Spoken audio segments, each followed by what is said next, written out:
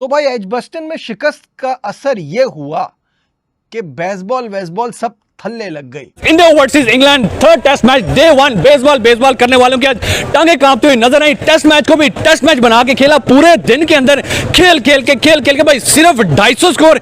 इतना डर भाई जसप्रीत बुमराह का, उसके बाद नीतीश कुमार रेड्डी जो कि आउट ऑफ सिलेबस आज आए थे और 2 किलियां एक ही ओवर में उड़ा के लेके चले गए और इतना स्लोवेस्ट खेला कि तंग आके सिराज ने भी जो रूट से कहा कि भाई क्या बेसबॉल वेयर इज बेसबॉल, भाई खेल के दिखाओ। एवरीबॉडी इज एक्सपेक्टिंग ये जो 2 चैंपियन प्लेयर हैं इस टीम के, ये अच्छा करेंगे तभी कुछ बात बनेगी, क्योंकि ओवरऑल हम देख रहे हैं कि अभी तक जितना मुकाबला हुआ है इस सीरीज में इंडिया का क्लियरली अपर एंड रहा है। मेरे साथ है बासित अली और कामरान अकमल। बासित भाई आपसे शुरू करेंगे। कैसा देखते हैं? करो यार, मैं शुरू करता हूँ तो कामरान कहता है कि पहले तो पहले भी वहीं से करते हैं। नहीं, बासित भाई ऑलवेज बासित भाई फर्स्ट, हमारे सीनियर ना, और उम्र के हिसाब से भी ना बनता है ना। ये इंशाल्लाह ये प्रोग्राम ना आखिर तक आप पहले। इंडिया और इंग्लैंड के बीच तीसरा टेस्ट मैच का पहले दिन का खेल समाप्त हो चुका है। आज से यहां पर दूसरे दिन का खेल खेला जाएगा, लेकिन उससे पहले अगर आप देखें पूरे दिन सिर्फ एक चीज की चर्चा रही कि यार बेसबॉल नजर नहीं आया और बेसबॉल की जगह कहीं ना कहीं क्लासिक टेस्ट क्रिकेट ने ले ली। 251 रन पर 4 विकेट इस वक्त इंग्लैंड की टीम का स्कोर है।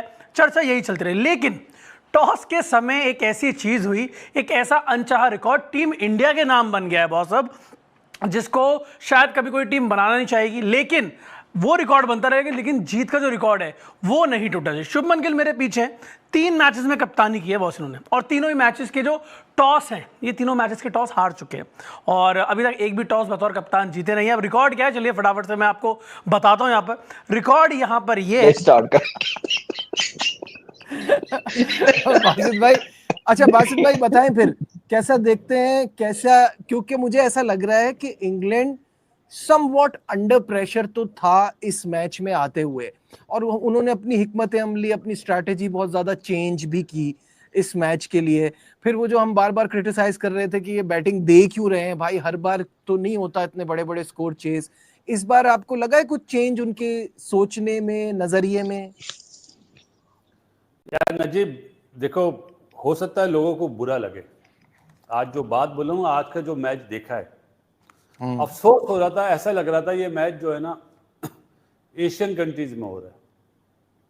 हैरी ब्रोक की बात करेंगे, 16 रन पे आउट। स्टेटमेंट्स देना बहुत आसान होता है कि इंडिया जितना टारगेट देगा हम उसको चेज करके दिखाएंगे। भाई पहले परफॉर्म तो करके दिखाओ, टारगेट दो, पिछली बातें खत्म हो गई हैं, अगले मैच में आओ। पाकिस्तानी माम से बात करेंगे कि भाई जिस तरह की आज परफॉर्मेंस नजर आई है, टेस्ट मैच को भी टेस्ट बना के रखे, इंडिया के बॉलर्स का खौफ नजर आया है। हैरी ब्रोक की बात करें, ओली पॉप की बात करें, जितनों भी बात करें, भाई इतना स्लोवेस्ट खेले हैं, इतना डर के खेले हैं। नंबर 1 बॉलर ने नंबर 1 बैट्समैन की किल्ली उड़ा के फेंकी, जसप्रीत बुमराह, हैरी ब्रोक, किल्ली, वो टाटा बाय बाय। क्या कहेंगे? जी बिल्कुल, इंडिया ने जैसे बॉलिंग की, लॉर्ड में भी डर का माहौल था और जैसा कि डर का माहौल था, डर का माहौल इंग्लैंड की तरफ था, इंडिया की तरफ नहीं था। जी बिल्कुल, इंग्लैंड की तरफ डर का माहौल था और इंडिया की बॉलर ने क्या कमाल की बॉलिंग की। नीतीश रैना, जैसा कि आपने बात की, उसने एक ही ओवर में 2 इंग्लैंड के बैट्समैन को घर भेजा और वाकई वो आउट ऑफ सिलेबस था। और जैसा कि इंग्लैंड खेल रही है, सब आ गए वही पुरानी क्रिकेट पे।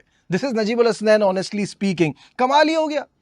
जब से ब्रैंडन मैकलम ने चार्ज संभाला है, इस तरह की बैटिंग हमने इंग्लैंड टीम से नहीं देखी।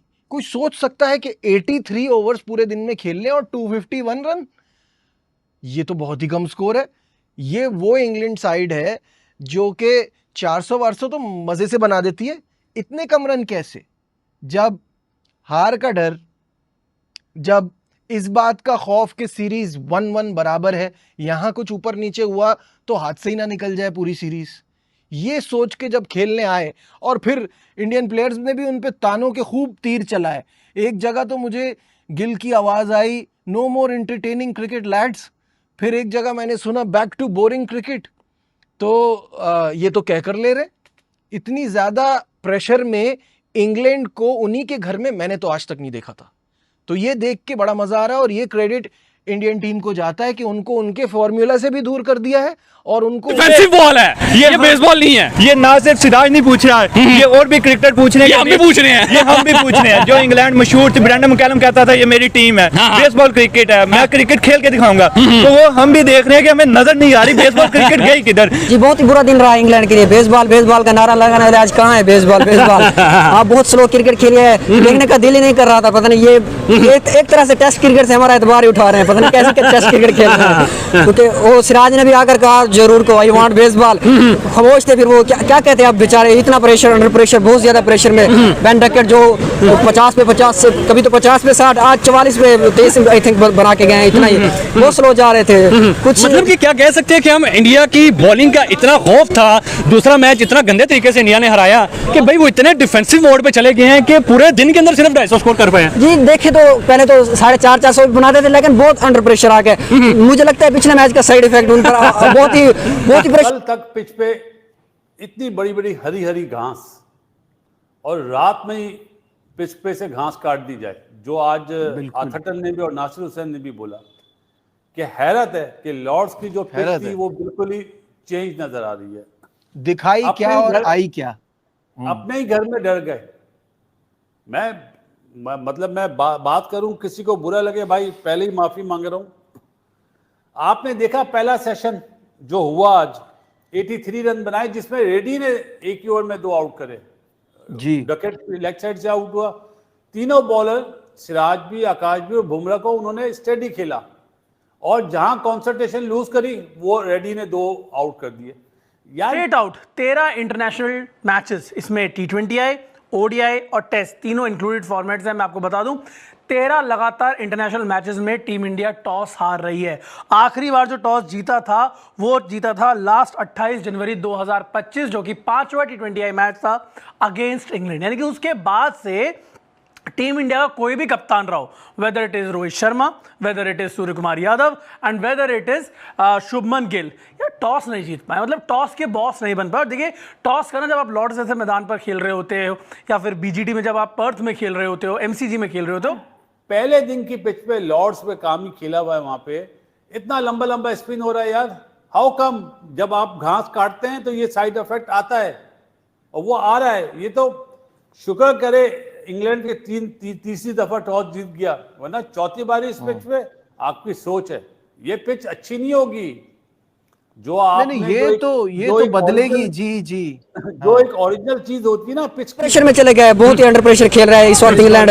बेसबॉल करने वाले आज इतने खौफजदा थे कि इंडियन बॉलर को देख के उनकी कांपे टांग रही थी और इतने खौफजदा थे, पूरे दिन में 250 स्कोर किया और समझ नहीं आ रही थी कि ये टेस्ट मैच खेल रहे हैं, टेस्ट का भी टेस्ट मैच खेल रहे हैं। इस तरह के टेस्ट मैच भी नहीं होता यार। चौके छक्के तो दूर की बात, सिंगल लेना मुश्किल हो गया था। मतलब डर का माहौल था आज। देख के ऐसा लग रहा था कि बस ये डिब्बे करने आए हैं, स्कोर करने नहीं आए। सिर्फ ऐसा बोरियत वाला मैच मैंने कभी नहीं देखा। और स्टेटमेंट्स देने वाले इस दफा खुद जो है वो डिफेंसिव मोड पे चले गए। जिस तरह हैरी ब्रोक कहता है मैं चेज करूंगा क्या कमाल बॉल किया जसप्रीत बुमराह ने, वो बहुत अच्छा बॉल किया, 16 रन की इनिंग खेली। उन्हीं के घर में इतना अंडर प्रेशर ले आए हैं। हाँ, ये मैं मानता हूं कि जो पिच दिखाई जा रही थी ये वो नहीं लग रही। मैंने आपको याद है कहा भी था एक हरी भरी पिच इंतजार कर रही है, तो कहां गई वो सारी घास वास, सब कुछ क्या हुआ? ये ओवरनाइट कैसे सब कुछ बदल गया? ये ऐसे बदल गया कि गस एटकिंसन मैच के लिए अपनी फिटनेस प्रूफ नहीं कर पाए, तो बैक टू स्क्वायर वन। अब आप ऐसी तेज विकेट कैसे बना सकते हैं? क्योंकि मैं पहले भी कह चुका हूं, इंग्लैंड टीम अपना पहला मैच टेस्ट मैच जीती जरूर थी, लेकिन उनकी बॉलिंग बिल्कुल ही टूथलेस है, उसमें कोई जान नहीं है, कोई दम नहीं है। Without Mark Wood, without Gus Atkinson उनके पास कुछ भी नहीं है। जोफ्रा आर्चर को डाल तो दिया है और वो फ्रूटफुल साबित भी हो सकता है, लेकिन 4 साल का गैप बड़ा लंबा गैप होता है। उसके बाद वो आए हैं, वो किस तरह से परफॉर्म करते हैं, क्या परफॉर्म कर जाएगा, पहले मैच की बात कह रहा था। लेकिन इस मैच में जब पिछले मैच देखा ना, अब मुझे लग रहा है कि इंडियन साइड थोड़ी सी स्ट्रांग हो चुकी है, थोड़ी सी नहीं बहुत ज्यादा स्ट्रांग हो चुकी है, मतलब डोमिनेट कर रही है। अब इंग्लैंड के बैट्समैनों के बॉलर्स के माइंड के अंदर इंडिया की टीम डोमिनेट कर रही है, क्योंकि ज्यादातर वो मैं कह रहा हूँ अब वो बेस कर रहे थे अपने ओपनर्स पर। वो अच्छा स्टार्ट दे जाते थे तो वो खेलते थे, अब वो स्टार्ट ही नहीं दे रहे। इसी तरह बैटिंग लाइन बिखरती जा रही है, जैसे कि बस तस्वीर का एक दाना टूटा तो चल पड़े, इसी तरह तू चलते मैं आया, बस इसी तरह पाकिस्तान वाला हाल, बाबर आउट और वो सारे आउट। तो क्या लगता है कि आज के पूरा दिन के अंदर सिर्फ 250 स्कोर, क्या लगता है कि कल तीसरा दिन लंच से पहले ब्रेकफास्ट से पहले क्या लगता है कि इंडिया के बॉलर जो है वो इतना प्रेशर डाल के इनको आउट कर लेंगे और कितना की स्कोर तक आउट कर आई लेंगे? थिंक रूट की विकेट बहुत भैया हम तो एक दिन में 500 ठोक देते हैं। पिछले मैच में हैरी ब्रूक ने कहा था कि हम कितना भी स्कोर हो जाए भाई साहब चेज कर लेंगे। फिर 300 प्लस रन से हार हुई और एक हार ने ही इंग्लैंड को अंजर पंजर खंजर कर दिया। हालत यह है कि India versus England third test match Lord's के पहले दिन इंग्लैंड बल्लेबाजी करने तो आई, बल्लेबाजी की भी, विकेट बचाए भी, लेकिन कहानी यह है कि ये सारी चीजें बेसबॉल की कीमत पे। वो जो बेसबॉल का गाना बेन स्टोक्स गा रहे थे, वो खुद 101 गेंदों पर केवल 39 रन बनाए बैठे थे। और ये बताने के लिए काफी है कि इंग्लैंड की कहानी जो है वो कहां तक चली गई है, क्योंकि कप्तान बेन स्टोक्स का टॉस हारी थी, लेकिन अब ये रिकॉर्ड टीम इंडिया के नाम हो गया। अच्छी बात पता है क्या है? अच्छी बात बस ये है कि टीम इंडिया टॉस जरूर हार रही है, लेकिन जो मैचेस है वो मैचेस लगातार जीतती जा रही है। आप देखिए, टॉस हारने के बावजूद चैंपियंस ट्रॉफी आपने अपने नाम की, टॉस हारने के बावजूद आप अगर आप देखें तो कहीं ना कहीं जो हेडिंगले का मैच था वो भले आप हार गए, लेकिन एजबेस्टन में आपने जबरदस्त यहां पर वापसी की। टॉस जरूर हार रहे हैं, लेकिन यहां पर मैचेस जीतती हुई टीम इंडिया नजर आ रही है। अब देखना दिलचस्प होगा कि दूसरे दिन टीम इंडिया कैसा प्रदर्शन करती है। बुमराह पहले दिन उनका जो मैजिक था वो उतना नजर नहीं आया, 18 ओवर 1 विकेट मिला है, तो काफी सारे सवाल उनके ऊपर खड़े हुए हैं यहाँ पर कि क्या ब्रेक जो लिया उसकी वजह से उनकी रिदम टूट गई है, और साथ ही साथ यहाँ पे बाकी जो गेंदबाज हैं वो कैसा 251 यहाँ बन गए हैं, यहाँ 350 400 बने तो परेशानी तो होगी हिंदुस्तान को। ये पिच बहुत तमाशे दिखाने वाली आगे। नजीब, कहानी शुरू हुई कल से, जब एटकिंसन को मतलब वो फिटनेस टेस्ट में फेल हुआ ना, वहां से इनका माइंड घूमा, क्योंकि ये इन्होंने जो पिच बनाई थी वो एटकिंसन के लिए बनाई हुई थी कि लाइवली पिच है। वहां से इनका दिमाग घूमा और इन्होंने चांस लिया पहले बारी लेके हम सबके फेवरेट बशीर पे। वो तो बात की बात है, लेकिन यार ऑस्ट्रेलिया के अगेंस्ट क्या इंग्लैंड कभी ऐसा खेला है? इंग्लैंड में जो स्ट्राइक रेट था वो केवल 38 का था, और उनके साथ जो रूट खेल रहे थे वो 51 के स्ट्राइक रेट पे थे। अब 51 और 38 का स्ट्राइक रेट बेसबॉल का तो नहीं हो सकता। इंग्लैंड ने पहले दिन 251 रन बनाए 83 ओवर में और केवल 4 विकेट गंवाए। बैटिंग के पॉइंट ऑफ व्यू देखेंगे तो मैच फिलहाल 50-50 है। अगर इंडिया ने आकर सुबह 4-5-6 विकेट निकाल दिए 50 रन के अंदर तो इंडिया एज में आ जाएगी। अगर जो रूट और बेन स्टोक्स ने सेकेंड डे रन बना दिए तो इंग्लैंड शायद फायदे में चली जाए।